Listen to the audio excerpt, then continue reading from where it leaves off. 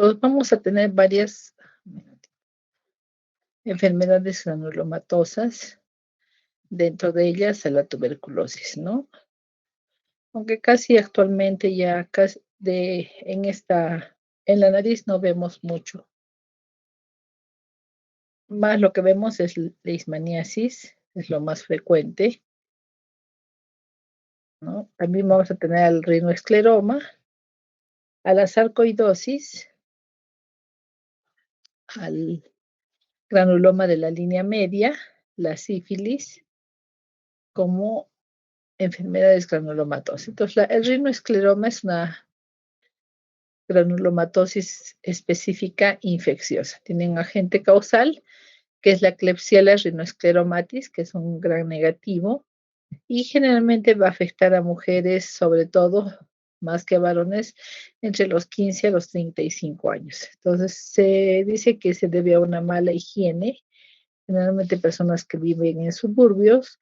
Se ha establecido ubicación en Europa, en África Norte y Centro, así como en el sur, en Asia y en Latinoamérica. El rinoescleroma tiene tres fases: una fase catarral, una fase proliferativa y una fase cicatrizal. En la fase catarral vamos a observar rinorrea purulenta, fétida, con obstrucción nasal y costras, como habíamos visto en la primera diapositiva.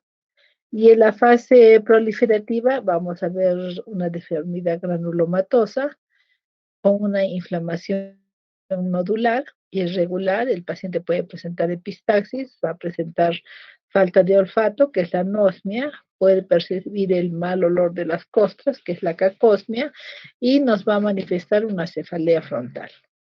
Ya en la fase cicatrizal o formas avanzadas vamos a ver un tejido fibroso de cicatrización, ¿no? Que genera una estenosis nasal, si es que se ubica en la nariz o en la nasofaringe o en la laringe. Entonces, clínicamente el paciente va a manifestar una rinitis, obstrucción nasal, rinorrea mucopurulenta y fetidez. El tratamiento, al ser un agente causal por un agente gram negativo, vamos a utilizar antibióticos durante 3 meses, que pueden ser tetraciclina, ceftriaxomicina, cefalosporina, ciprofloxacina, y un corticoide de depósito, ¿no? Podemos utilizar ciclofosfamida, también 0.5 miligramos o miligramos por kilo por día. Y en este caso no vamos a realizar ningún tipo de cirugía porque vamos a diseminar la enfermedad. Cuando ya el paciente ha remitido sus lesiones, recién se puede hacer una cirugía reconstructiva.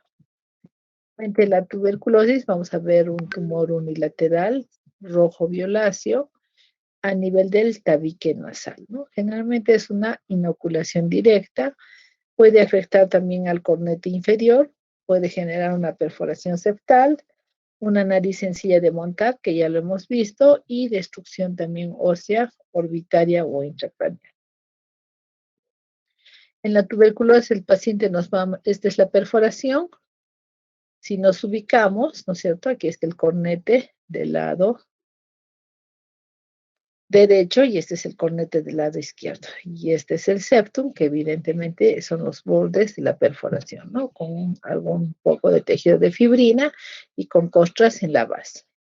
Entonces hay una rinorrea mucopurulenta anterior y posterior, existen costras, vamos a observar la presencia de obstrucción nasal, el paciente va a presentar epistaxis porque al retirarse las costras obviamente va a haber sangrado, puede haber epífora, ulceración y perforación septal, y el tratamiento va a ser el mismo del que maneja el Ministerio de Salud con el esquema anual. Y vamos a recomendar al paciente lavados nasales. En la sífilis, que también nos va a dar un problema granulomatoso, ya ustedes conocen que el agente es el treponema pallidum, ¿no? Vamos a tener una sífilis primaria que va a afectar las salas nasales o la unión mucocutánea del vestíbulo nasal. O también la unión condrobomeriana va a dar una rinorrea continua, purulenta, ¿no? Y evidentemente puede ser de diseminación secundaria por vía hematógena. Clínicamente puede darnos una rinitis aguda con secreción espesa o escasa, irritación de las fosas nasales, úlceras en la mucosa. Puede haber también una forma impetiginizada, ulcerada o difusa, ¿no? Hay una estenosis nasal secundaria bastante importante, ¿no? Y en la sífilis terciaria vamos a observar el goma sifilítico, ¿no? Con una destrucción del tabique cartilaginoso y oso a nivel del vómer, ¿no? Y el tratamiento es la penicilina. El lupus también, que es una enfermedad autoinmune, con diferentes manifestaciones en articulaciones, piel, riñones, células sanguíneas, cerebro, corazón y pulmones, nos va a dar una erupción cutánea en el rostro que semeja a las alas de mariposa. Entonces, la paciente nos va a referir fatiga, fiebre, dolor articular, rigidez, hinchazón, la erupción que hemos mencionado, ¿no? Y lesiones que aparecen en la piel que empeoran con la exposición al sol. Va a manifestarnos a nivel de nasal la falta de aire, dolor en el pecho por esa dificultad para respirar, va a presentar ojos secos, dolor de cabeza, desorientación y algunas veces pérdida de la memoria. En el caso del rinoescleroma, vamos a tener que, evidentemente, ahí habíamos mencionado, si nos repitió esa diapositiva. Tenemos la lepra también como una enfermedad granulomatosa que está ocasionada por el Mycobacterium leprae. Se habla de una forma lepromatosa en el 95% de los casos, una forma nodular, una forma difusa y una forma tuberculoide. En la nodular nos va a dar una facies leonina con una mancha eritematosa que puede ser hipocrómica, con una lesión folicular y un infiltrado subcutáneo. En la fase difusa ya es una fase de infiltración generalizada. Bueno, aquí nos muestra una fase de luna llena o mixedema o piel seca, ¿no? Anhidrótica con áreas insensibles, porque se caracteriza porque hay una denervación, ¿no? Y tenemos la lepra también tuberculoide. Entonces el paciente nos va a manifestar obstrucción nasal, ulceración de las mucosas, puede afectar tanto al extremo anterior, al cornete, al tabique, por eso es que vemos una franca deformidad a nivel de la pirámide nasal y vamos a observar siempre un engrosamiento nodular pálido a nivel de lo que es la mucosa nasal. La mucosa nasal se forman unos granulomas tipo nódulos. Entonces, el examen que se hace es la reacción de lepromina. Generalmente la terapia es de 6 a 1 año, con rifampicina más diaminodifenilsulfona o tialidomina. También se puede asociar el uso de corticoides. En la sarcoidosis vamos a observar que evidentemente, y se nos fue, es una inflamación granulomatosa no gaseosa, de etiología infecciosa. Hay una depresión franca de linfocitos T, generalmente en pacientes de 20 a 40 años, sobre todo en mujeres, ¿no? Se presenta de forma crónica en los adultos y el 13% se localiza a nivel de la nariz. El tratamiento es la administración de corticoides sistémicos tipo prednisona en dosis única matinal y se baja progresivamente. También se da un corticoide tópico que nos va a ayudar a descongestionar un poco la nariz. Podemos utilizar inmunosupresores como el metotrexate y vamos a recomendar al paciente que se realice lavados nasales, ¿no? Se puede hacer también inyecciones intralesionales y vamos a cubrir con antibióticos. Dentro de las enfermedades granulomatosas está la leishmaniasis. Entonces, la leishmaniasis, vamos a tener varias variedades. Una es la amazonensis, que es la que se encuentra más en Perú. Tenemos la brasiliensis, la peruviana y evidentemente está causada por un protozoario. El vector es el Phlebotomolusomia, es de una enfermedad de áreas tropicales y subtropicales. los que vayan a hacer su serum en Quillabamba, parte de la selva de nuestro país, obviamente van a estar en contacto con esta enfermedad. Y bueno, aquí en la ciudad del Cusco también cuando hagan su internado, ya que estamos próximos a Quillabamba, entonces los pacientes vienen con frecuencia a los hospitales de la región, tanto al Lorena, al regional como al seguro.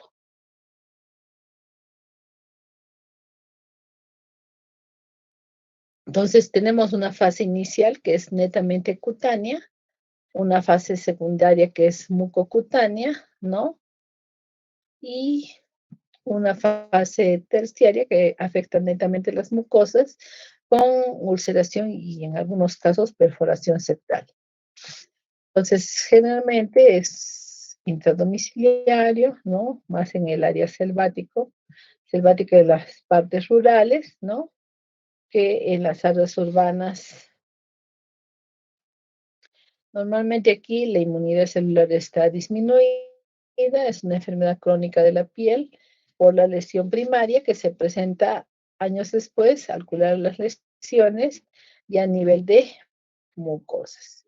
La gravedad de las lesiones está relacionada con el grado de inmunosupresión. Pacientes con mayor nivel de desnutrición, bajo estado inmunológico, van a tener lesiones mucho más severas de esta enfermedad. Entonces vamos a observar que se disemina por vía sanguínea o linfática. El paciente va a manifestar inicialmente congestión nasal, puede presentar rinorrea, ¿no? Hay obstrucción nasal, puede también tener sangrado porque vemos lesiones granulomatosas, ¿no? Y esas lesiones pueden evolucionar a lo que es las úlceras y perforación septal. Normalmente avanza hacia la región anterior, en lo que es la nariz, ¿no? Y como ocupa espacio el tejido inflamatorio, va a generar una dificultad respiratoria. Y progresivamente va hacia el rinofaringe y de rinofaringe se extiende a paladar blando y ya la laringe. Pues el diagnóstico lo vamos a hacer mediante una biopsia, ¿no? Podemos sacar un pedazo de tejido, también se puede hacer un frotis, un raspado o aspiración. Normalmente se envía a hacer intradermal reacción de Montenegro, se puede hacer un cultivo in vitro o una inmunofluorescencia indirecta. El tratamiento normalmente es aquí en Cusco y más en el Perú, se utiliza el Lucantim. Es un tratamiento gratuito en el que se da de 20 a 50 miligramos por kilogramo por día, ya sea endovenoso o intramuscular, durante 30 días, ¿no? Entonces, en otros casos resistentes mucocutáneos, pasan a una segunda fase, que es la fotericina B, a 1 miligramo por kilogramo por día, diluido en medio litro de dextrosa, pues se dan hasta 50 miligramos o como máximo o 2,5 a 3 gramos. También se utiliza el cortoconazol, el itraconazol y la dapsona. Entonces, en un paciente podemos observar estas lesiones granulomatosas que se tienden al labio superior por el filtrum, ¿no? Y ya durante el tratamiento van a ir remitiendo las lesiones para que cuando concluya el tratamiento vuelva a su estado natural.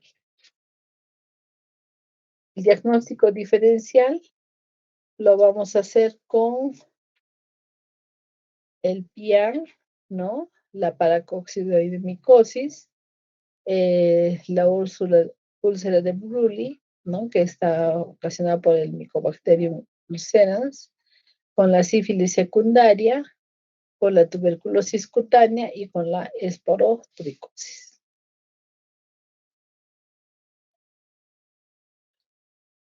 Entonces observamos lesiones que pueden destruir incluso la piel.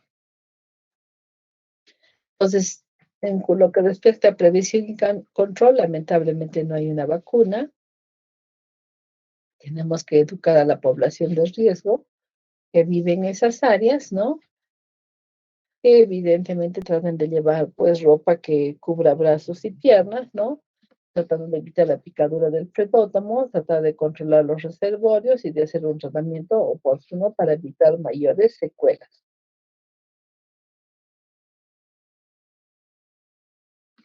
Luego tenemos la sarcoidosis, que también, como observamos, son unas lesiones granulares, ¿no?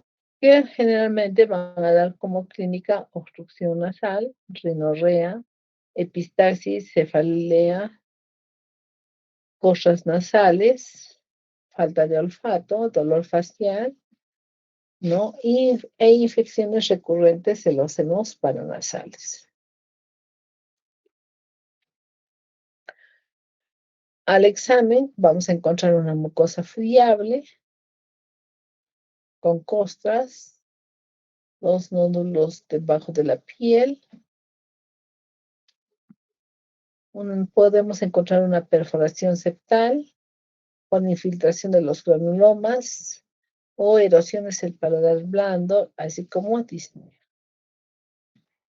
El diagnóstico diferencial lo vamos a hacer con la leishmaniasis, con la toxoplasmosis, con el linfoma Hodgkin, con la tuberculosis, con la granulomatosis con poliangeitis o la granulomatosis con eosinofilia.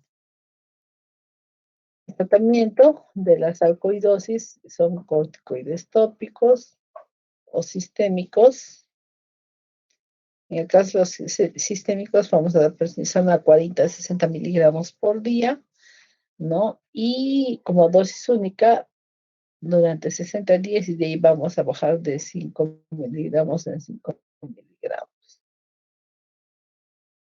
También se pueden administrar citostáticos, inmunosupresores, irrigaciones nasales y antibióticos. En el caso de la granulomatosis de Wegener, que es una poliangelitis granulomatosa, es, como ustedes recordarán, una alteración sistémica autoinmune más frecuente en varones a partir de los 40 años, ¿no? Es muy raro en niños. El 86% tiene síntomas a nivel de oído, nariz y garganta. Se presenta una obstrucción nasal progresiva, rinorrea sanguinolenta o sangrado, costras nasales, dolor nasal, una perforación del tabique. Podemos también encontrar una nariz sencilla de montar y vamos a observar que hay vasculitis,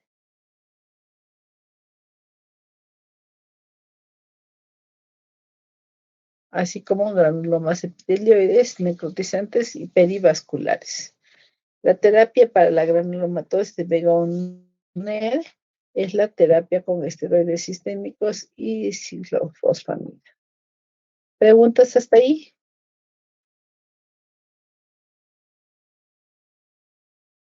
Doctora, disculpe, en el caso de la leishmaniasis, ¿en qué punto el tratamiento sería quirúrgico?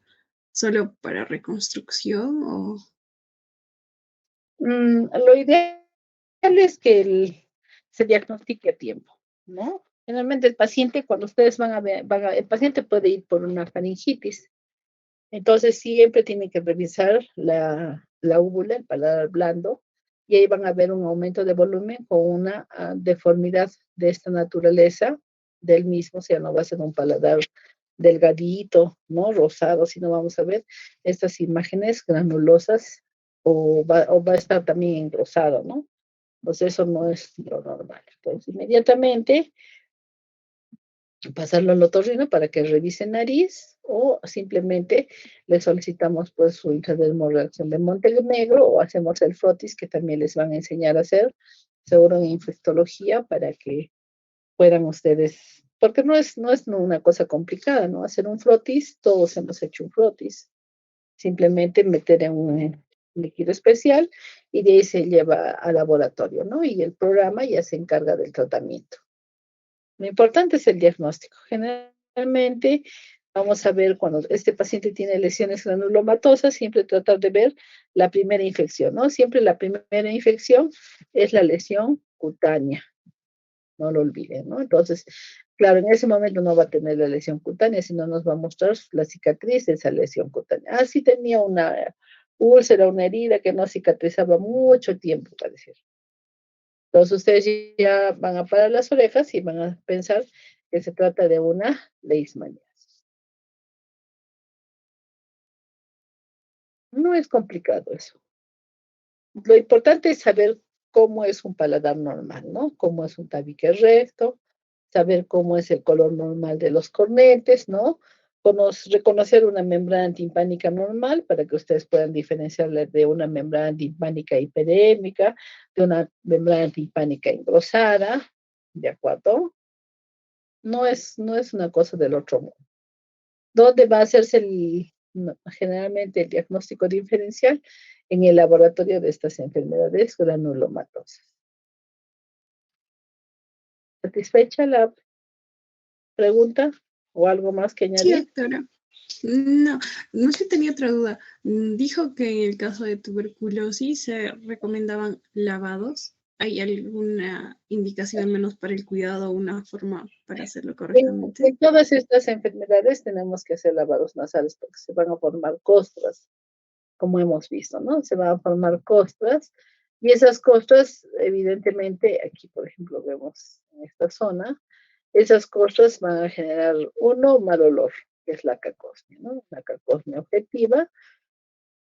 Y dos, van a producir, van a quedarse ahí y van a hacer que el paciente no pueda respirar. Entonces, ¿qué es lo que tenemos que indicarle? Lavar con agüita tibia, con agüita de manzanilla, con cloruro de sodio si gustan ustedes, ¿no? Con jeringa. Y de esa manera vamos a movilizar las costras, porque si nosotros retiramos en este momento la costra, debajo va a quedar un lecho cruento, ¿no? Un lecho cruento y eso es lo que va a generar la estenosis y las sinequias y las lesiones posteriores que obviamente en el caso de las lesiones si hay sinequias, vamos a tener que liberar esas sinequias para que el paciente pueda respirar mejor. Entonces, para eso son los lavados. En todos ellos vamos a indicar que de todas maneras hagan lavaditos de la nariz. ¿Alguna otra pregunta?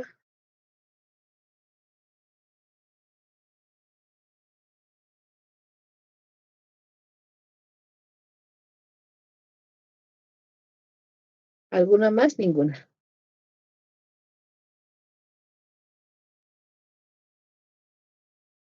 O nos hemos dormido.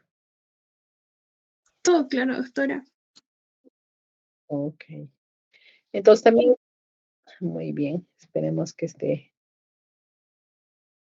Entonces, generalmente estas enfermedades además las van a ver pues como en el área tropical, ¿no? Y aquí en Cusco, que estamos a 3 horas del área tropical. 3 horas estamos en Quillabamba. 4 horas era pues hasta Charate y toda esa zona, ¿no? Entonces, el granuloma medio facial también es una destrucción de la mitad de la cara, ¿no? Por un proceso granulomatoso, necrótico. Generalmente se ven lesiones granulomatosas inflamatorias que tienen áreas de necrosis, de vasculitis, de ulceraciones y de perforaciones. Generalmente es una enfermedad progresiva, crónica, entre los 50 a 60 años de edad, más en mujeres que en varones, y se habla de una etiología infecciosa, una etiología neoplásica, autoinmune, ¿no? O debido al virus del Epstein-Barr o idiopática o linfoma de células. Entonces, en el granuloma medio facial vamos a tener fiebre, pérdida de peso, edema de la nariz, como observamos aquí, edema de la cara y lesiones internas ulceronecróticas. Entonces, ese tejido inflamatorio va a ir destruyendo los tejidos adyacentes, ¿no? De la cara. Entonces, aquí vemos destrucción de párpado inferior, destrucción de piel de región ansiogeniana, nos va a permitir visualizar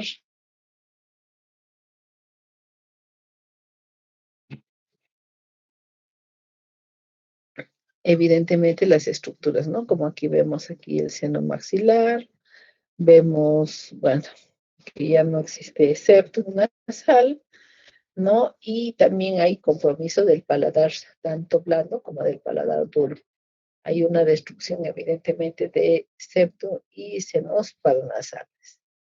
El tratamiento para el granuloma dental de la línea media son antibióticos, radioterapia, citostáticos, corticoides, ¿no? Y su pronóstico es muy malo con una sobrevida de 1 a 8, sobrevida de 1 año generalmente. Luego tenemos la rinitis alérgica. ¿Alguna pregunta ahí de las enfermedades granulomatosas que nos quede por aclarar?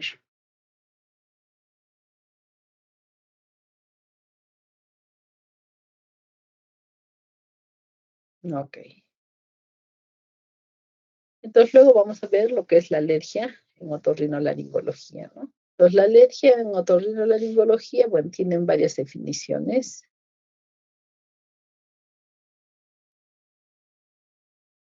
Se habla de una inflamación de la mucosa nasal que generalmente va a presentar síntomas. Se habla de una respuesta inmune mediada por inmunoglobulina E tras el contacto con un alergeno.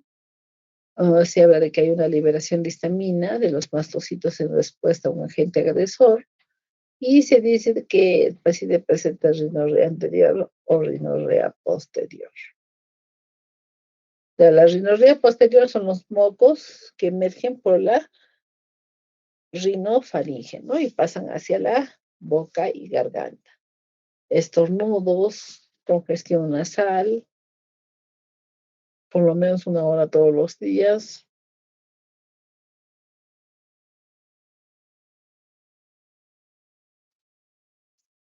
Y el paciente va a manifestar prurito nasal, generalmente va a venir en 1 hora o la mayoría de los días, y cursa también con síntomas oculares, ¿no? Cuando afecta a la conjuntiva. Entonces, epidemiológicamente afecta más a lactantes y escolares, puede iniciarse en cualquier época de la vida. Es una de las 10 primeras causas de consulta.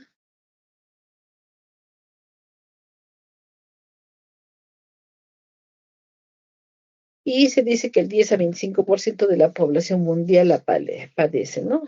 Hay una forma que es rinitis alérgica en el 54%, como asma 23%, como reacción alérgica medicamentosa 17%, ¿no?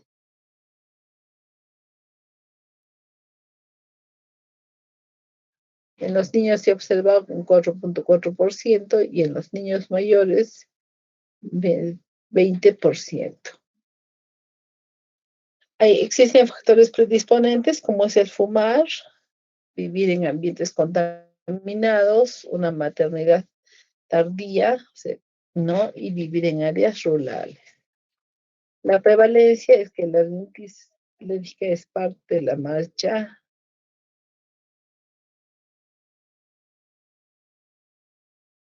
es parte de la marcha alérgica en la infancia. Entonces vemos que la rinitis alérgica va ascendiendo, a diferencia del asma que asciende y luego vuelve a su estado inicial.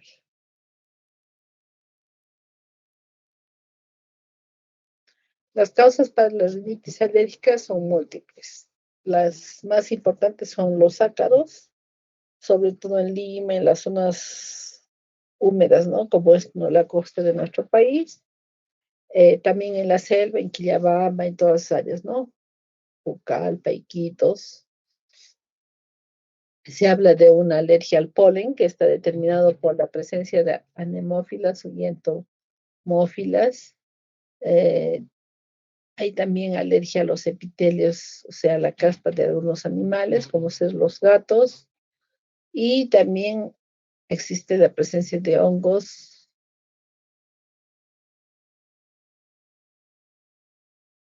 como el Artenaria spp y el Aspergillus spp. Entonces, la rinitis alérgica puede ser persistente o intermitente. Si es intermitente, se va a decir que puede ser estacional,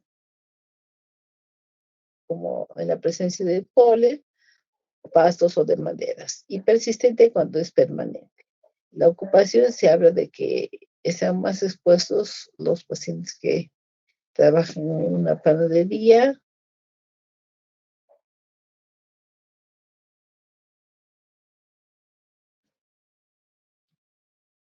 y se habla que es ocupacional cuando está expuesta, por ejemplo, a harinas, a látex, a madera o animales, ¿no?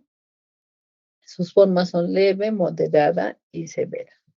Pues hay una clasificación internacional que es la Asociación Internacional para lo que es la rinitis alérgica y que nos refuerza aquello, ¿no? Que es, puede ser una rinitis intermitente cuando tiene síntomas menos de 4 días durante la semana o menos de 4 semanas consecutivas, que puede ser moderada o severa, y en el caso de la persistente es de más de 4 semanas.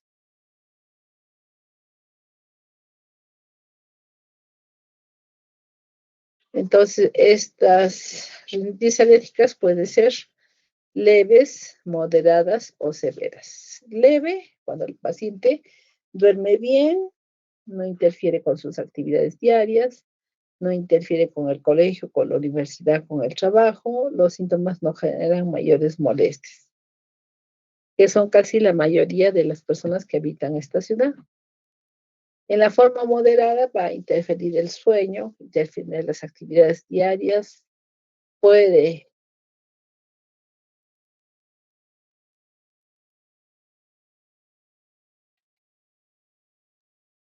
Y en la forma severa, los síntomas pues van a ser evidentemente mucho más escandalosos. Pues, los síntomas que va a presentar el paciente son estornudos en salvas, ¿no? Que va a retumbar toda la habitación durante 1 a 2 minutos tras la exposición al alergeno. Puede referirnos también el paciente escozor en la nariz, ¿no? Por estimulación de las fibras nerviosas, ¿no? O puede empezar a hacer muecas para tratar de limpiar lo que es su naricita. También hay una cosa que se llama el saludo alérgico, que los pacientes, sobre todo los niños, levantan la punta de la nariz a manera de frotar la nariz. Y tenemos en el examen rinorrea de 3 minutos tras la exposición en una fase temprana o en una fase tardía.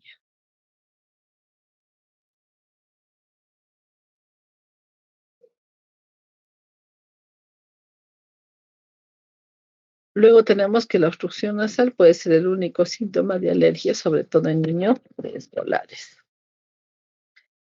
¿Cuáles son los signos de la rinoconjuntivitis alérgica? Son el saludo alérgico, que es este, en el que pone la palma de la mano, levanta la punta de la nariz para mejorar la respiración, menor cantidad de secreciones y va a recibir. Luego vamos a observar el pliegue de Denny Morgan, que es, se va a formar como una rayita de tanto estar levantando la nariz. El paciente puede tener goteo retrofaringeo, si hay moco que pasa por la garganta. Vamos a observar al examen edema y palidez de las mucosas nasales. Vamos a observar un crecimiento de los cornetes.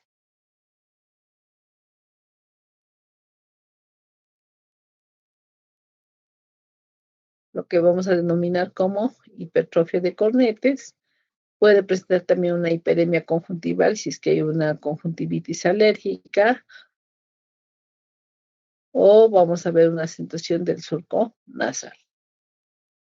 Bueno, clínicamente ya hemos dicho rinorrea, obstrucción nasal, sensibilización, ¿no? Apenas está en contacto con el alergeno, empieza a desencadenarse la alergia.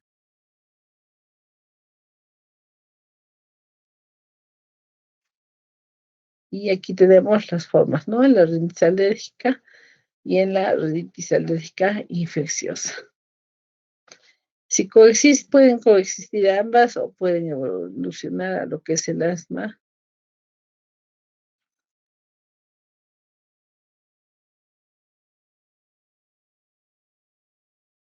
Tenemos un cuadro de cuáles son los síntomas más frecuentes: estornudos, rinorrea, bloqueo nasal, prurito nasal, plasma, plaquetas.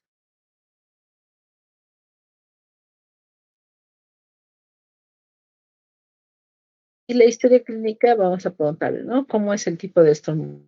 Si es un estornudo esporádico, ¿no? Si es un estornudo permanente, si hay una rinorrea acuosa, si hay síntomas oculares, si hay obstrucción nasal.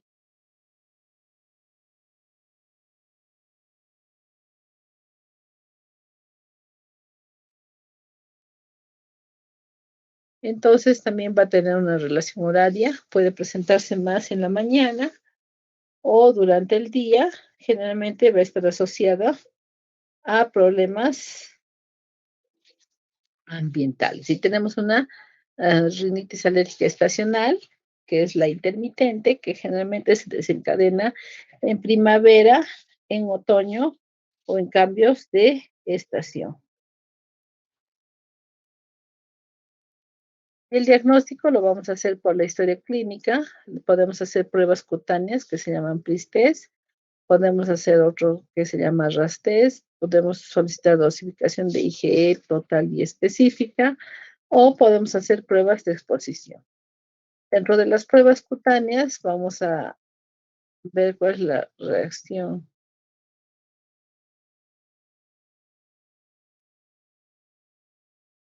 ¿no? Entonces, como observamos aquí, están poniendo varios alergenos en los punteados que se ha ya delimitado, y ahí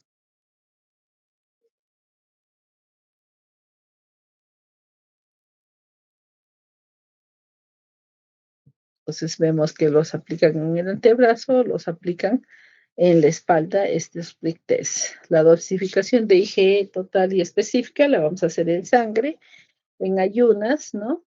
Y también podemos hacer pruebas de exposición. Administramos el extracto alergénico sobre la conjuntiva o mucosa nasal y vamos a reproducir de forma controlada los síntomas de alergia. ¿Cuándo lo vamos a hacer? Cuando no exista coordinación entre lo que es la clínica y las pruebas cutáneas. Pues la área ha sacado un fluxograma de lo que es la rinitis alérgica, ¿no? De cuándo debe ser tratada por la atención primaria, ¿de acuerdo? Y cuándo debe ser derivada al especialista. Entonces, siempre a cualquier paciente alérgico tenemos que hacer educación tanto al paciente como a la familia, ¿no? Explicarle qué son los alergenos, qué son los ácaros, qué son los pólenes, qué cosa pasa con las mascotas.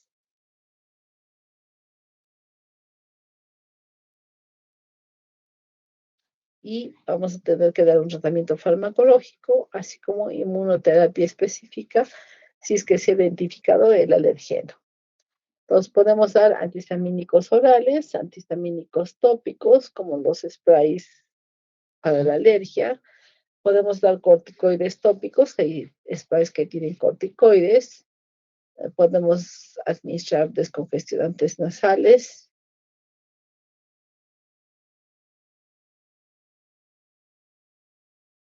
Se han usado también los anticolinérgicos, las cromomas y los antagonistas de los receptores de leucotrienos. Entonces, dentro del tratamiento vamos a usar, habíamos mencionado, los antihistamínicos orales y los vasoconstrictores tópicos. Dentro de los antihistamínicos orales tenemos a la clorfenamina, la loratadina, la cetirizina, moléculas que no producen sueño como la fexofenadina, la desloratadina o la leocetirizina.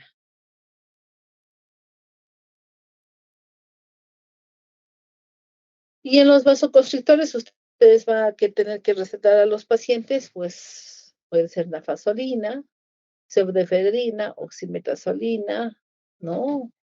Y eso va a hacer que el paciente esté un poco más alerta y no nos solicitan una nueva prueba, ¿no? Para determinar aquello. Entonces, pero el problema de los vasoconstrictores es que existe una Mejora la obstrucción nasal, pero tiene un efecto de rebote. Si lo utilizan cada 8 horas durante 5 días, ya no va a tener efecto en la nariz del paciente. Pues también vamos a utilizar corticoides intranasales o corticoides sistémicos. Dentro de los intranasales tenemos a la mometasona, a la fluticasona o al avames. Y dentro de los corticoides sistémicos vamos a tener que usar beclometasona o hidroclorotesina.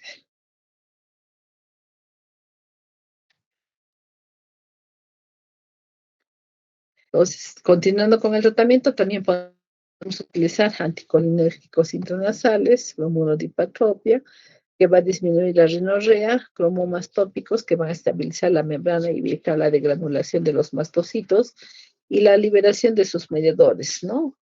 Generalmente se usa antes del cambio de estación.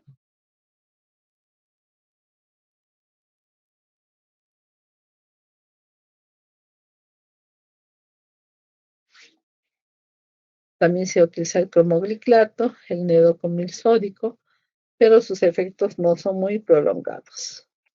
Se ha utilizado antagonistas de los leucotrienos, el montelukast, el safirlukast y inmunoterapia específica vía subcutánea. Generalmente la inmunoterapia específica por vía subcutánea, o sea, identificado el alérgeno, se prepara una vacuna y eso se inyecta en forma subcutánea progresivamente o una dosis de mantenimiento y el paciente no tendría que tener por qué tener alergias.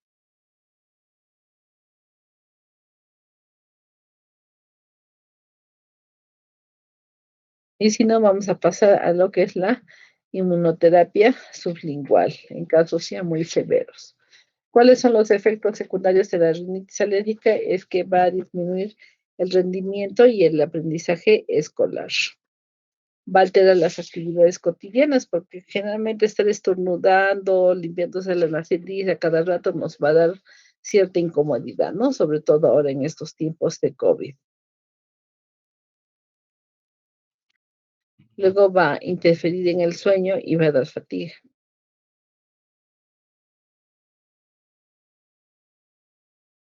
Entonces, generalmente los niños y también los adultos va a interferir el sueño y va a dar una fatiga diurna, ¿no? Es como que no vienen dormidos durante la noche.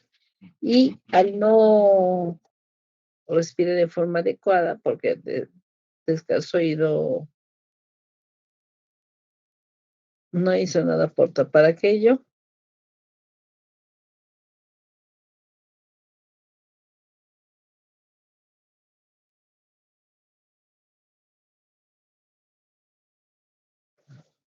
entonces aquí vamos a ver, el pacientito va a decir, mamá, no importa que pierda el año. Entonces acá la mamá va a decir, lo importante es no perderte a ti.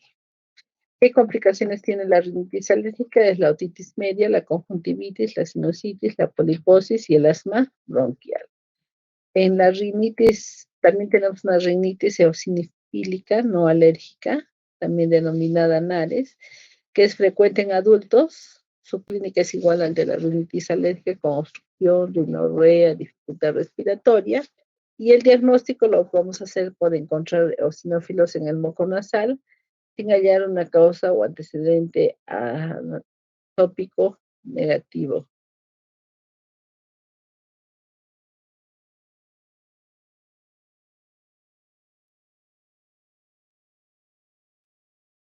Entonces, el diagnóstico lo vamos a hacer porque encontramos eosinófilos en el moco nasal, ¿no? Vamos a tener un antecedente atópico negativo, pruebas cutáneas negativas, una IgE normal y el tratamiento van a ser esteroides con buena evolución. Todos hemos pasado por un catarro común, ¿no? Que también se llama coritis o rinitis aguda inespecífica. Es una inflamación de la mucosa nasal, generalmente viral, debido a rinovirus, adenovirus, ortomixovirus, influenza, parainfluenza y el virus sincitial respiratorio. Hay una transmisión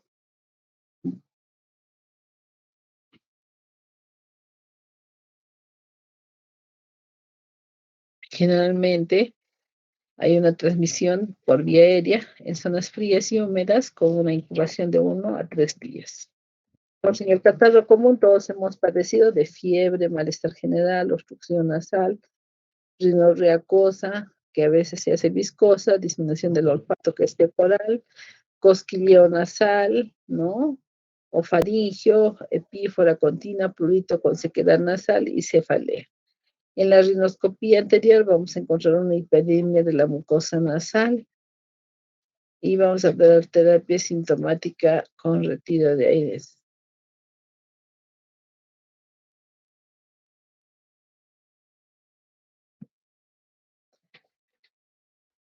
Pues ahí, como dice, ¿no? La receta de la abuela, tomar sopita y meterse a la cama, ¿no? Reposo, AINES y congestionantes nasales y podemos agregar la vitamina C o sustancias ricas en vitamina C como el jugo de naranja, ¿no? Las abuelitas tienen unas naranjadas calientes. También tenemos la rinitis no alérgica, que es debido a sustancias irritantes, ya sean alimentos, puede ser también un factor emocional, una atrofia o reflujo gastroesofágico y causas idiopáticas. Dentro de la rinitis hormonal vamos a tener la rinitis climatérica, donde hay un déficit de hormonas que lleva a atrofia de la mucosa nasal, obstrucción nasal con mala calidad de la secreción nasal.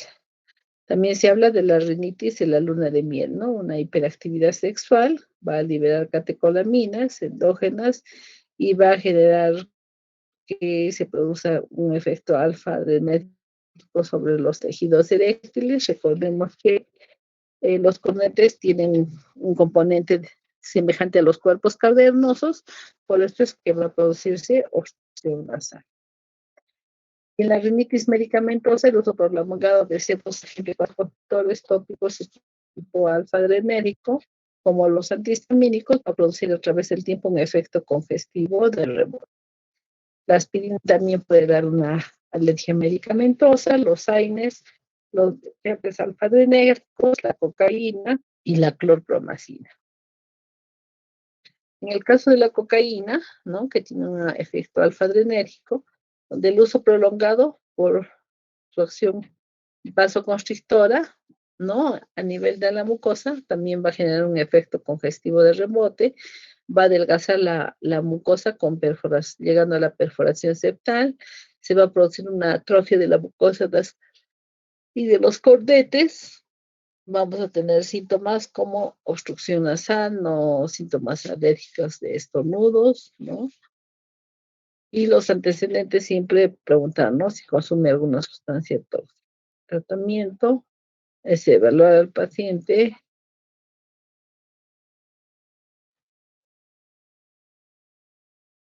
tratando de ver si se debe, por ejemplo, la presencia de, en ese caso de la cocaína, recomendar pues que elimine el agente causal, ¿no? Podemos darle esteroides tópicos y la cirugía se indica para corregir la perforación septal. También tenemos una rinitis vasomotora que se presenta entre los 30 y 50 años de edad. Hay una hipertrofia parasimpática, desencadenantes episódicos, cambios bruscos de temperatura, generalmente está presente por irritantes ambientales, solventes, fármacos como la reserpina, ¿no? El cigarro, perfumes, el hipotiroidismo, el embarazo durante el primer trimestre, el uso de anticonceptivos orales o el estrés nos va a producir una rinitis vasomotora. Entonces, el paciente nos va a referir una rinorrea acuosa, una obstrucción nasal bilateral, prurito nasal, estornudos en salva, cefalea. El diagnóstico lo tenemos que hacer por descarte. Vamos a observar una mucosa nasal pálida, lívida, ¿no? Generalmente entre coricis bastante pálida y la secreción es profusa,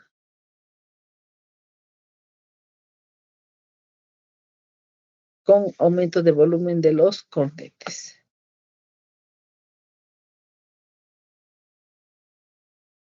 La rinitis vasomotora vamos a tener que los laboratorios de IgE, prick test van a ser negativos.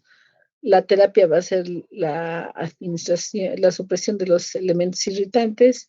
Podemos dar un tratamiento netamente que cubre los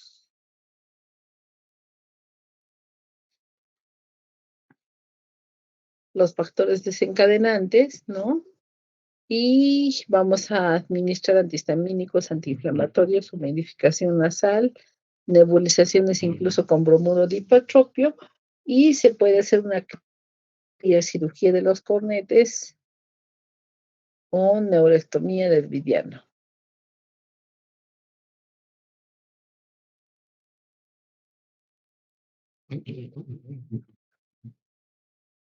El tratamiento está enfocado a nebulizaciones con bromuro de hipertropio, criocirugía de cornetes, electrocauterización y neuronectomía del vidiano.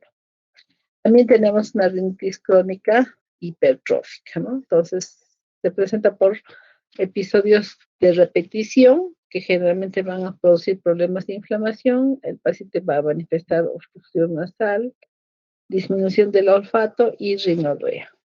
Ah, observamos un aumento excesivo en el tamaño de los cornetes, sobre todo del cornete inferior.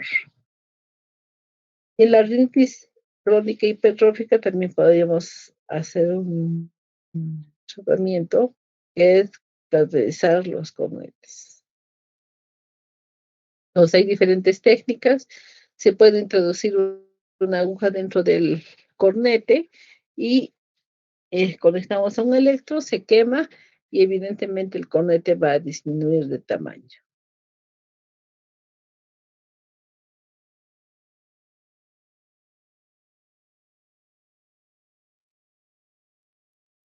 Entonces aquí vemos unos cornetes hipertróficos y aquí, por ejemplo, también dentro del tratamiento se realiza la resección de los cornetes, ¿no? Entonces, esta es una conchetomía o también llamada turbinoplastia, de acuerdo, de exéresis. Generalmente se hace por vía endoscópica. Tenemos también la rinitis seca anterior, que se presenta en los 2 tercios anteriores de las fosas nasales, generalmente en ambientes secos contaminados con aire acondicionado. Al examen con espéculo vamos a visualizar unos cornetes blanquecinos.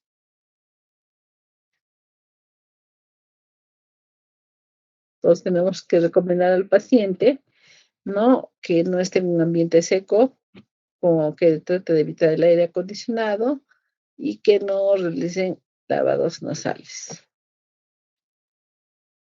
En la rinitis seca anterior también podemos utilizar lavados con suero fisiológico, podemos utilizar unos productos que venden en el mercado en las tiendas naturistas, que es agua marina, que tiene sobre todo oligoelementos, y podemos utilizar pomadas oleosas para lubricar, tipo vaselina, tipo crema Nivea, ¿de acuerdo?, que permitan hacer una lubricación de la zona. Y luego tenemos la rinitis atrófica u ocena, que es una inflamación crónica que lleva a un progresivo metaplasia de la mucosa.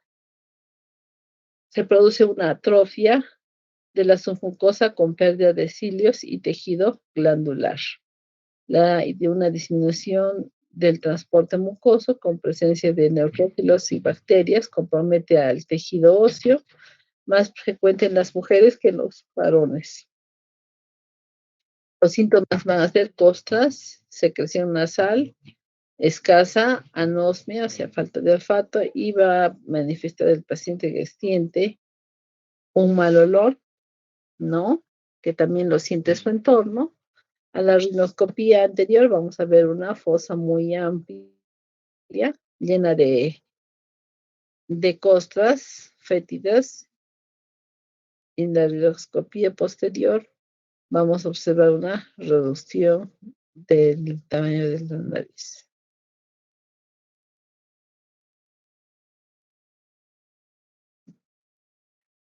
También esta rinitis atrófica es conocida como SENA, ¿no? En la tomografía vamos a ver una destrucción de los cornetes, ¿no?, lo que va a generar una cavidad nasal bastante amplia. Se habla que existen factores, diversos factores, ¿no? Genéticos por antecedentes familiares de un 15 a 30%, infecciosos por la Klebsiella ozonae o Staphylococcus aureus o Proteus mirabilis o Escherichia coli. En el desarrollo se produce una alteración a nivel de desarrollo que va a afectar la neumatización de los senos maxilares. Como vemos, son unos senos bastante pequeños o unos senos ausentes. También se habla de déficit de hierro y de vitamina A dentro de los factores sistémicos, vasoconstricción excesiva.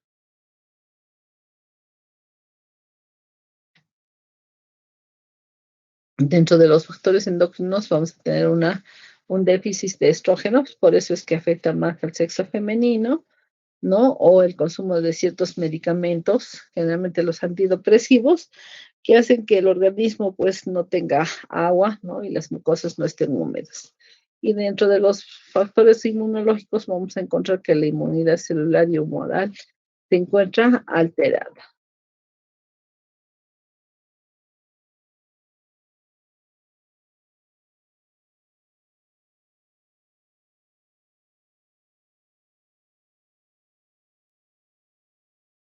Entonces el tratamiento va a ser igual como habíamos mencionado, ¿no? Para limpiar estas costras, lavados con suero fisiológico, y se puede agregar bicarbonato de sodio, agua marina, extracción de costras.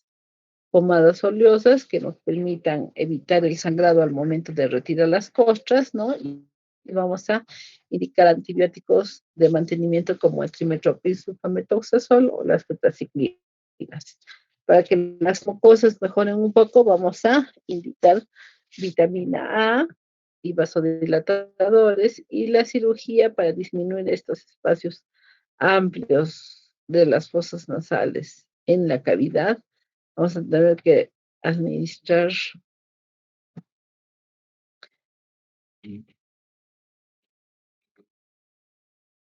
y realizar una cirugía que es la operación de aire. Entonces, en la operación de aire, para disminuir este espacio amplio que se genera por la rinitis, por la atrofia de estas, de la mucosa y de los cornetes, entonces tenemos que realizar un acto quirúrgico en el que vamos a poner pedazos de cartílago que se pueden tomar del mismo septum nasal, de la concha auricular, que nos va a permitir disminuir este espacio para que disminuya la desecación de la mucosa y el paciente no nos refiera tanta carcosa. Y el diagnóstico diferencial lo vamos a hacer con la sífilis y con personas que generalmente son inhaladores crónicos de cocaína. ¿Preguntas hasta ahí? Doctor, una consulta.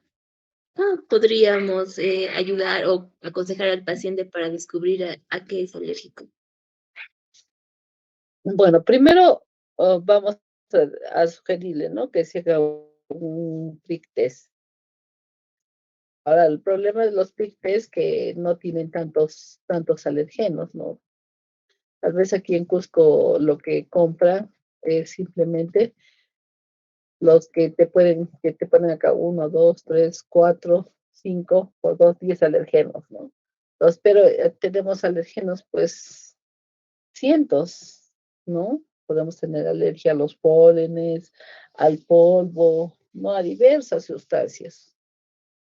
Entonces, para eso generalmente te hacen un pretest en el que cada, cada puntito es un alergeno, ¿no? Entonces, podemos inicialmente sugerirle eso, ¿no?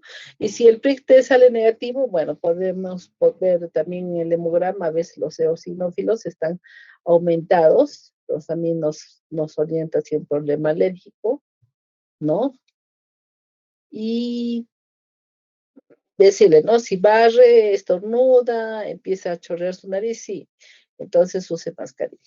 Y así, ¿no? Entonces también tenemos que ver, ¿no? Hay pacientes que, por ejemplo, viven en sótanos, ahora que estamos con una ciudad que construye demasiados edificios, entonces resulta que tú vives en el primer piso, hace un frío tremendo y el paciente desarrolla una alergia al frío y a la humedad, ¿no?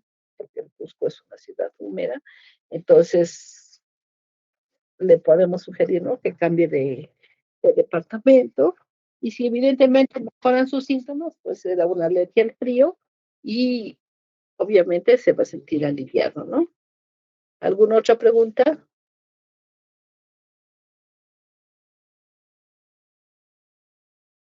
¿Alguna otra pregunta?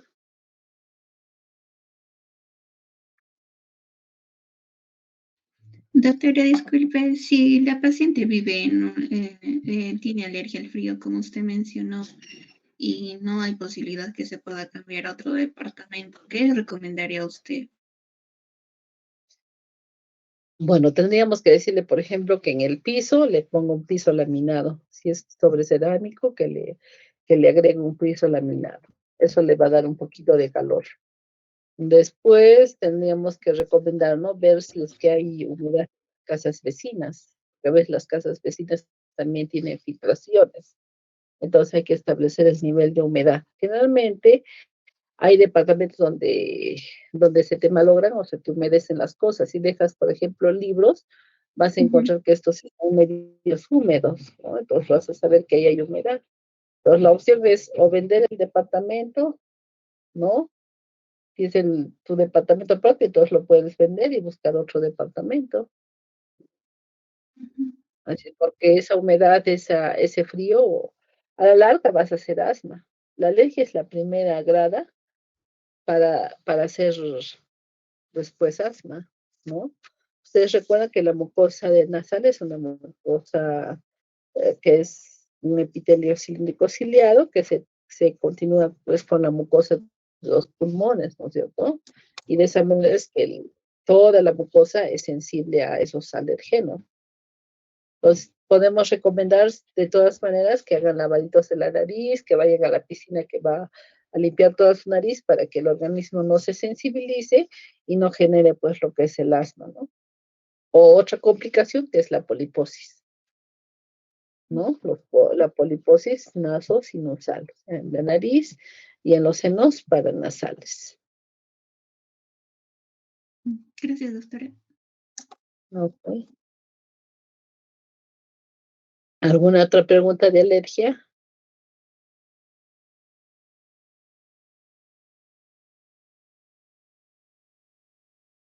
¿Ninguna más? Pues sí, por ejemplo, en Cusco, como habíamos mencionado, la alergia es asintomática. O sea, cuando nosotros examinemos las narices, vamos a encontrar que los cornetes están pálidos, ¿de acuerdo? Y eso nos indica que ese paciente es alérgico. Y te dice, pero yo no tengo ninguna molestia, yo respiro normal, pero sus cornetes son pálidos, significa que es alérgico. Si se fuera Lima, obviamente sería sintomático, porque ahí tienen ácaros, tienen humedad, tienen contaminación, el smog, ¿no? Sobre todo por la neblina, ¿no? Entonces, aparte de que ahora hemos aumentado nuestros niveles de alergia porque nuestra alimentación está llena de químicos, de preservantes, ¿no? De transgénicos también. Nosotros desconocemos qué alimentos son transgénicos porque no tenemos un control adecuado de los tipos de alimentos que existen, ¿no? Ahora, por ejemplo, tantos insecticidas que echan en el campo, entonces nosotros consumimos leche, quesos, carne de res, ¿no? Que obviamente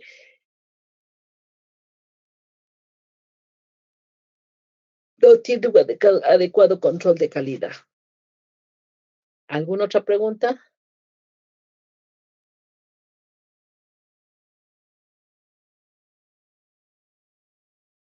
¿Ninguna? Entonces vamos a ver lo que es la poliposis nasal. La poliposis nasal es una enfermedad inflamatoria crónica de la pared lateral de la nariz y de las endillas etmoidales, generalmente más las anteriores, ¿no? Hay una respuesta nasosinusal, edematosa, no específica o generalmente puede ser eosinofílica o no eosinofílica, ¿no? Eso se determina cuando estos pólipos se envían a patología, ¿no? Patología te dice presencia de eosinófilos, no presencia de eosinófilos.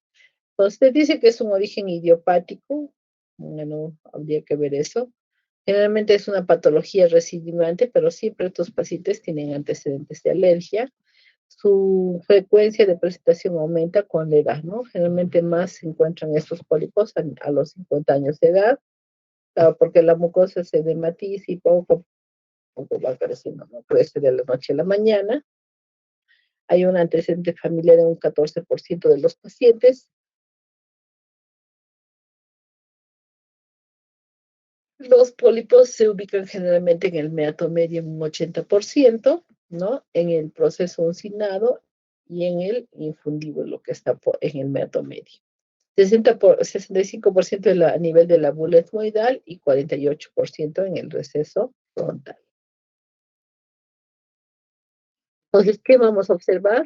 Uno, que esté asociado a otras patologías como, por ejemplo, la fibrosis quística, el asma, la intolerancia a la aspirina, el síndrome de Santel, que es también una intolerancia a la aspirina, el síndrome de Cartagener, la sinusitis fúngica u otras.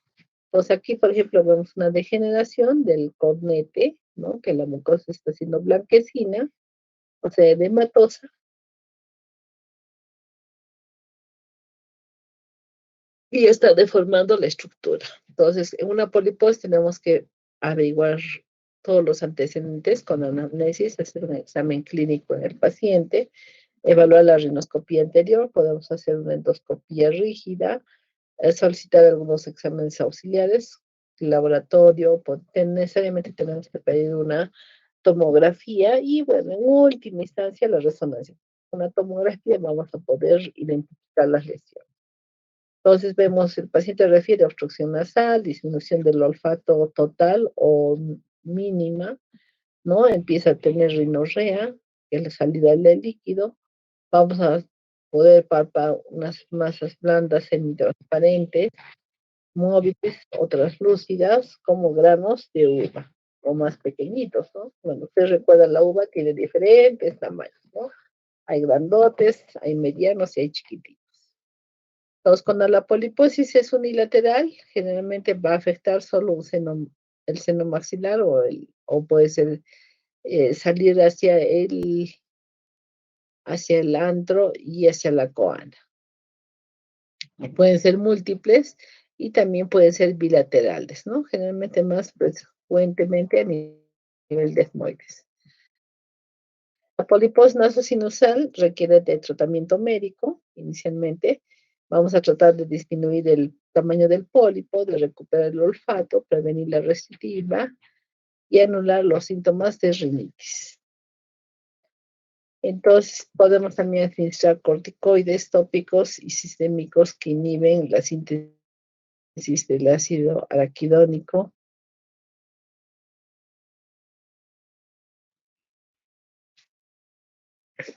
Podemos utilizar sprays nasales como la mometasona, budesonida, beclometasona. Podemos hacer infiltraciones, ¿no? Con una jeringuita de tuberculina. Introducimos a este nivel, ¿no? Triacinolona y va a desinflamar y va a disminuir de tamaño, ¿no? O también podemos utilizar por biolar, prednisona, 1 miligramo por kilogramo por día y hacer lavados nasales con suero fisiológico. El tratamiento también puede estar dirigido de sensibilización.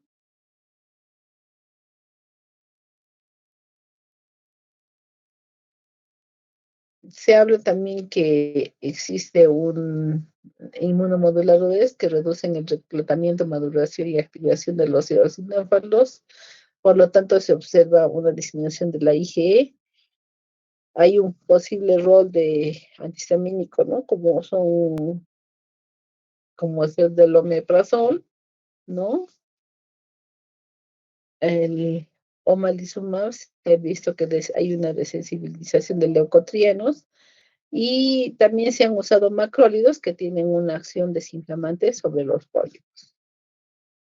El tratamiento es quirúrgico, ¿no? Una polipectomía. Se puede hacer también una apertura del seno maxilar, que es la antrostomía maxilar. Se puede retirar parte de las semillas esmoidales o del esfenoides. Ese es un neuronavegador.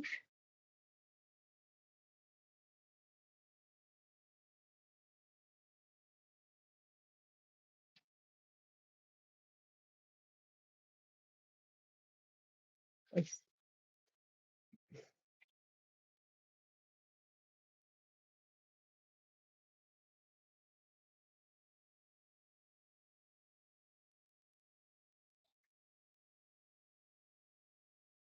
entonces, radiológicamente lo vamos a visualizar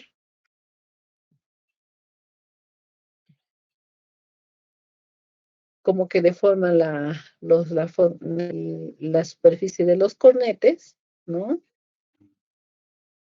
Hace un incremento en su volumen, o vamos a observar la presencia de contenido a nivel de celdillas etmoidales, ¿no? O vamos a obtener la presencia de contenido a nivel de seno maxilar o ocupando todo lo que es la fosa nasal. El diagnóstico diferencial lo vamos a hacer con el pólipo antrocoanal, que es un pólipo que se extiende desde el seno maxilar hasta la coana, es bastante largo. Con el papiloma nasal invertido, que es un tipo de tumoración a nivel de la nariz, con otro tipo de neoplasias o con los encefaloceles que también ya habíamos visto. El pólipo antrocarnal es una lesión benigna en la pared posterior del antromaxilar, donde la mucosa polipoide se prolapsa a manera de reloj de arena sobre el punto de menor resistencia, que es el ósteo. Se presenta entre los 10 a 30 años de edad en el 70% de los casos, en una relación de 1.3 mujeres sobre un varón. Se relaciona también con la fibrosis quística, un menor porcentaje con alergias, y se encuentra un epitelio hiperplásico de tipo cilíndrico ciliado pseudoestratificado. Entonces, en el polio antrocarnal la característica es que solamente ocupa un seno maxilar y la nariz. En este caso se indica la cirugía o también se hace la operación de Cadwell-Loop o una cirugía endoscópica nasosinusal.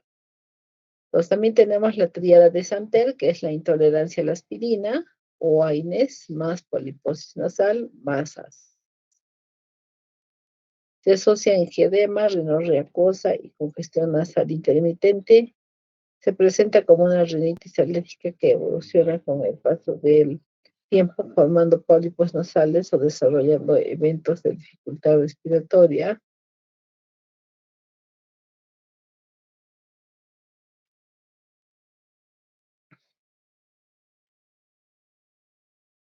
Y también se puede presentar vasoespasmo, ¿no? Entonces, ahí los pacientes, hay un momento en que se les cierra la respiración y hacen como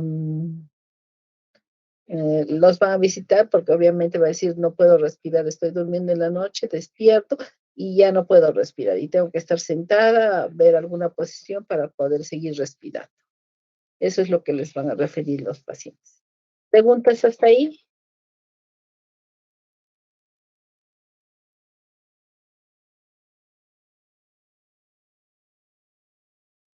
¿Alguna pregunta?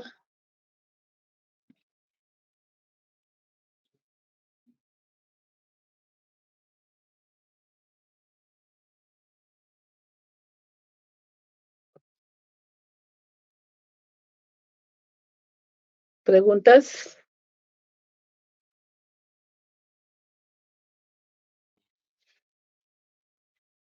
¿Estamos conectados? No estamos conectados.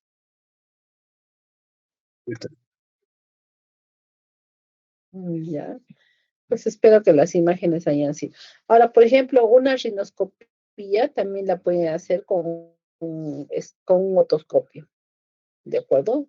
Aunque ahora por esto del COVID, obviamente, esperemos que el virus se atenúe, ¿no? Pero si, digamos, quieren explorar la fosa nasal, hagamos el otoscopio que no va a faltar en ningún centro de salud y visualizamos, pues, ¿no? Si el tabique está recto, si los cornetes están grandes, pequeños, medianos, si son pálidos o si son hiperémicos, ¿no?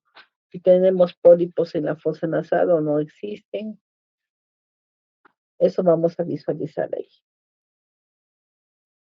Pues nos va a dar una mejor idea. Entonces, siempre cuando hagan su examen, primero examinen la boca, ¿no? Después de la boca, pasan a la nariz y de la nariz pasan a los oídos. Ahora cuando veamos lo que es, hemos hablado de sinusitis, ¿no? Entonces simplemente ponemos el bajalenguas y visualizamos que hay secreciones posteriores. Igual también en la alergia va a haber secreciones mucosas que discurren por la rinofaringe, ¿no? Entonces ahí, sin haber examinado la nariz, ya van a saber si el paciente tiene sinusitis o tiene alergia.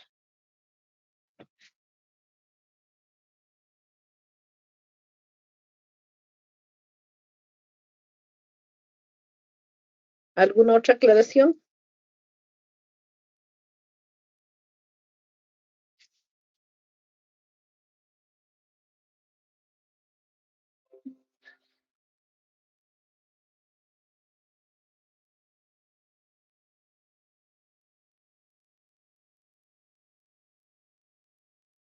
¿Alguna otra cosa?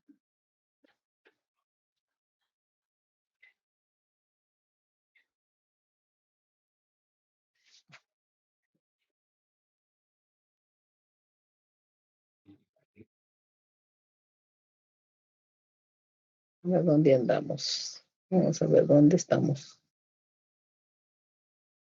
Entonces hemos hecho, ya hemos visto la parte de desviación septonasal, ¿no es cierto? Hemos hablado también de patología congénita, nos faltaría hablar de síndromes craneofaciales, patología tumoral, ¿no? Y ya estaríamos en condiciones, hoy estamos,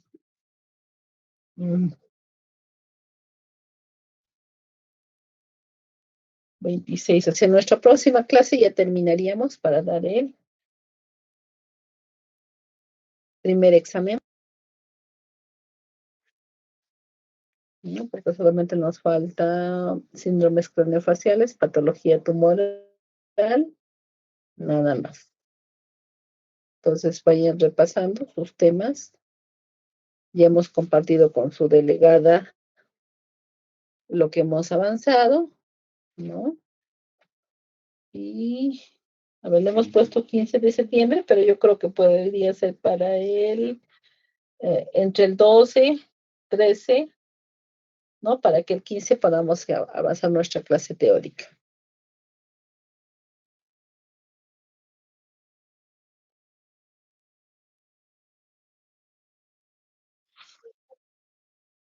Sí, porque la otra cosa que va a suceder es que como ya vamos a estar probablemente ¿en dónde es? En la sede de la universidad, si no, nuestro examen va a ser presencial,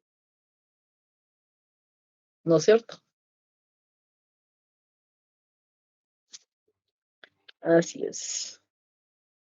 Claro, evidentemente ahí va a ser un poquito más complicado el asunto. Así que, no.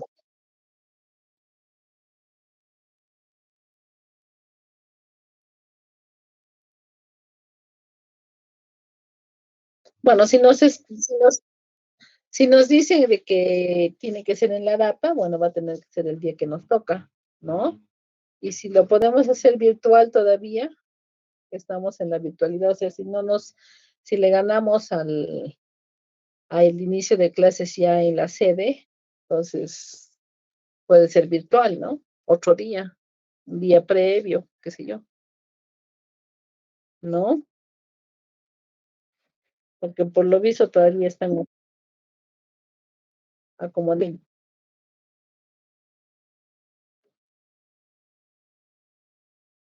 Así es. Listo, jóvenes. Mm, A ver, podríamos tal vez avanzar algo de patología tumoral. Vamos a ver. Parece que estaba en esto.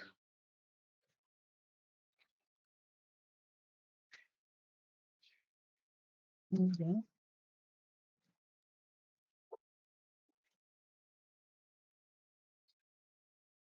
Entonces, en la nariz y senos paranasales vamos a tener tumores benignos y malignos. Entero láser.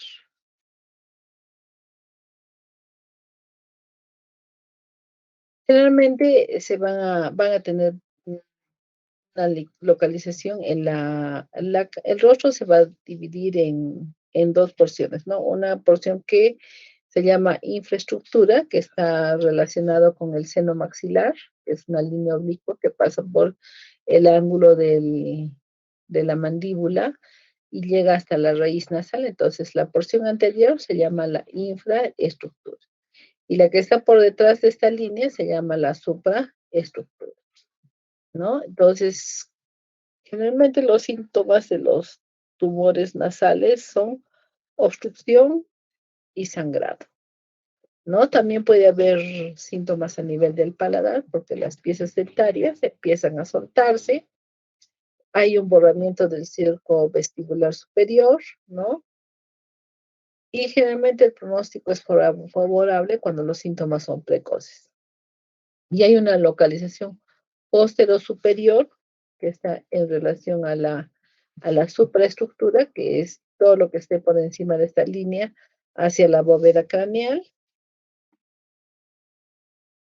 Y ahí es de pronóstico reservado por los elementos nobles y vitales de la zona, ¿no? Y generalmente nos da una sintomatología tardía. Entonces, los tumores, el diagnóstico va a ser histológico, ¿no? Realmente vamos a tomar la biopsia, el patólogo va a establecer cuál es el diagnóstico y en base a eso se va a hacer el tratamiento. Entonces, la línea que pasa por la mandíbula y los senos maxilares se llama línea de Unger, que es una línea frontonasal hacia el ángulo del maxilar inferior, ¿no? Entonces, aquí vemos otra imagen de esta línea.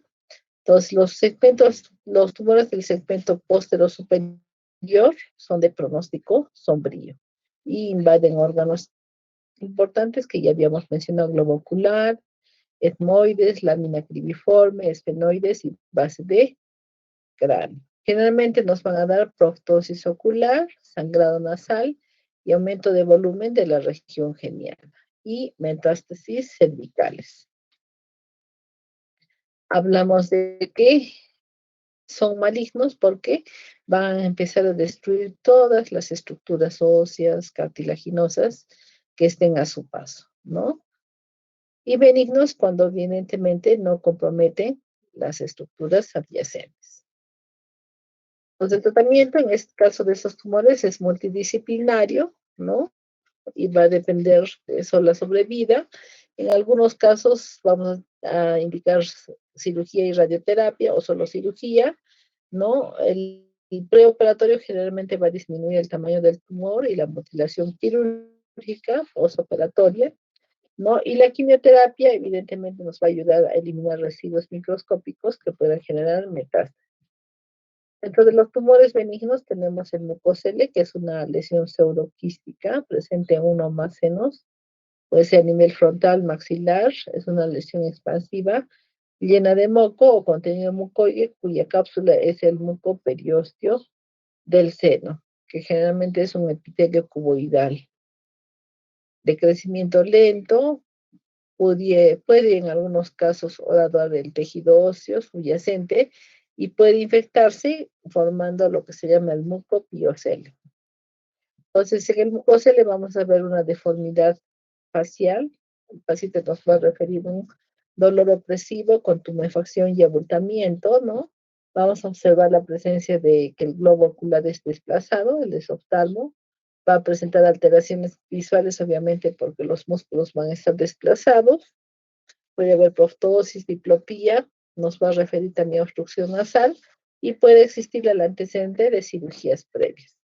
Generalmente los mucoceles frontonasales son el 80%, a nivel del seno maxilar va a ser el 17% y a nivel del seno esfenoidal va a ser el 3%. En la tomografía vamos a observar y analizar cada uno de los senos maxilares para ver cuál es la extensión de este. Y en la resonancia magnética va a ser evidentemente útil para diferenciar con lesiones malignas que invaden áreas críticas como órbita y cráneo. El diagnóstico diferencial lo vamos a hacer con un pseudotumor orbitario, con tumores benignos o malignos, con el osteoma, que es un tumor de hueso, esto con la displasia fibrosa y con la meningoencefalitis. El tratamiento es una cirugía endoscópica, retirar el tejido de granulación, la estructura de los tubos de drenaje y preservar la mucosa sana y la mucosa subyacente. El osteoma es un tumor benigno de los senos paranasales, de ubicación generalmente frontoetmoidal, de desarrollo postpuberal, más frecuente en el sexo masculino, de crecimiento lento, ¿no? Generalmente empieza en el frontal y de ahí se extiende al etmoidal y al maxilar. El periodo intranasal se caracteriza por la obstrucción y tiene un periodo extrasinusal que desplaza el globo ocular, generando la diplopía.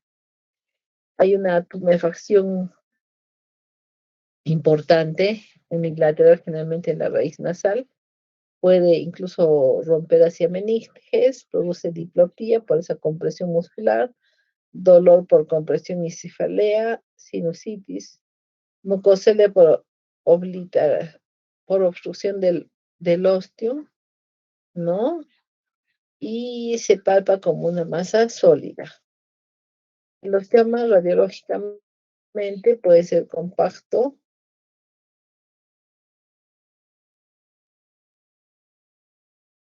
o puede ser también esponjoso, que es menos denso, y el tratamiento es retirar toda esta masa para evitar la recidiva.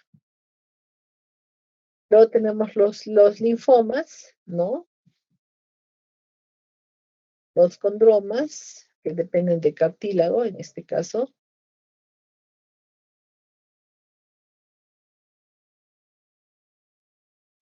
Y también vamos a hacer el diagnóstico diferencial con el papiloma invertido, que es esta masa tumoral, ¿no? Entonces, es una masa tumoral que evidentemente va a ir progresando de un lado y se va a extender hasta el otro lado.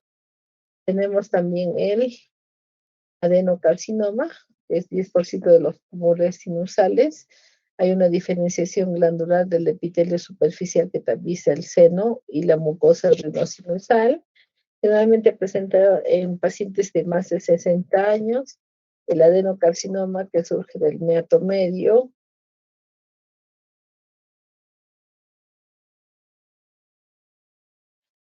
Y se encuentra en trabajadores de madera, ¿no? En una forma papilar, se extiende hacia la glabela, al receso esfenoetmoidal, al nasofaringe, y sigue también el trayecto nervioso de los elementos que están en su área. Da metástasis por vía sanguínea y linfática, es muy agresivo y es radioresistente. A veces se tiene que hacer una resección craneofacial.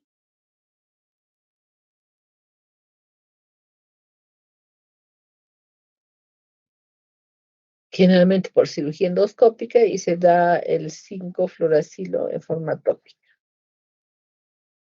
De un papiloma invertido del lado izquierdo.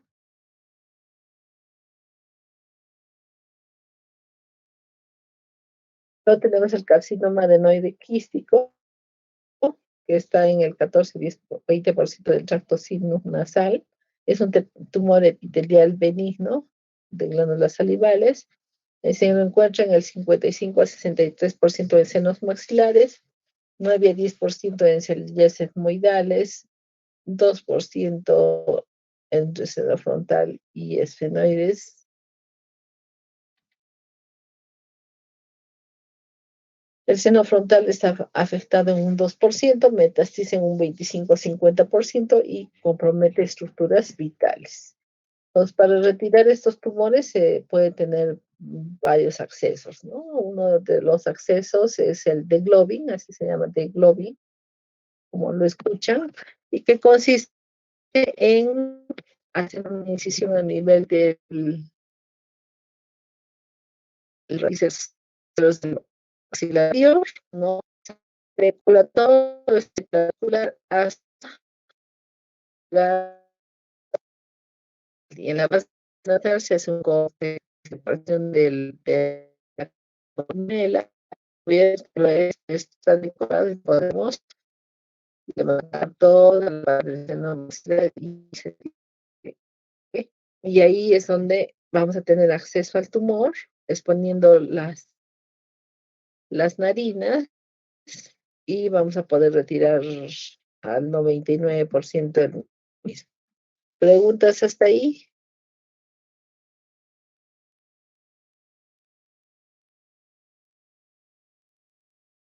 ¿Alguna pregunta? Entonces ahí ya tenemos. Ya hemos hecho, nos faltaría síndromes craneofaciales, fibroma más nos falta. Es un tumor benigno ya, ese lo vamos a dedicar especial tiempo.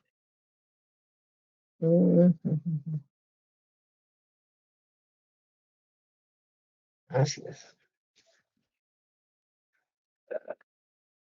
A ver si lo encontramos. ¿Ninguna pregunta?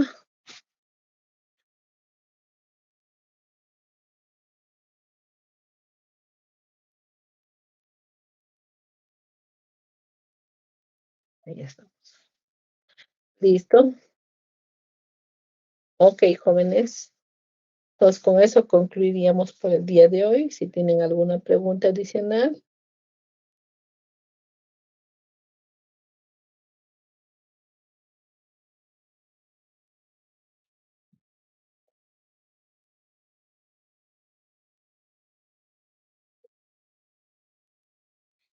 Ok.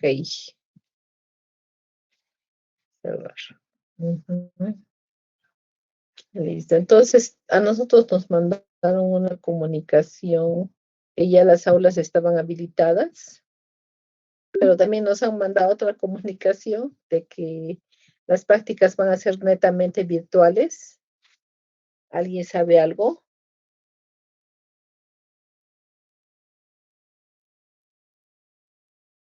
¿O les informo?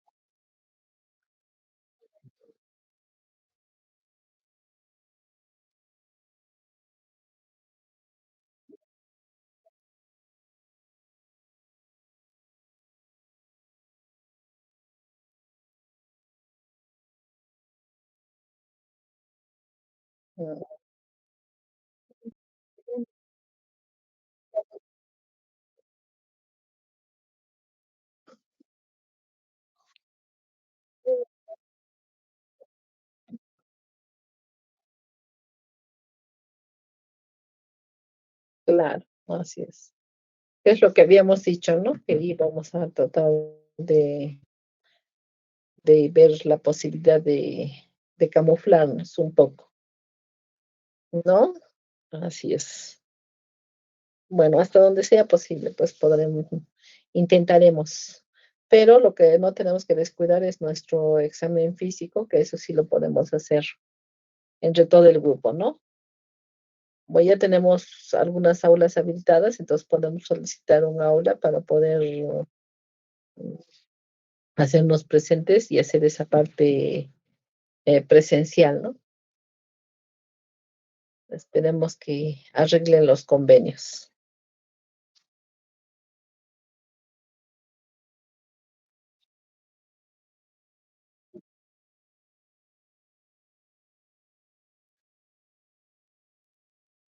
Claro, lo ideal es lo presencial, pues porque ustedes, evidentemente, justo mandó un colega un documento, ¿no?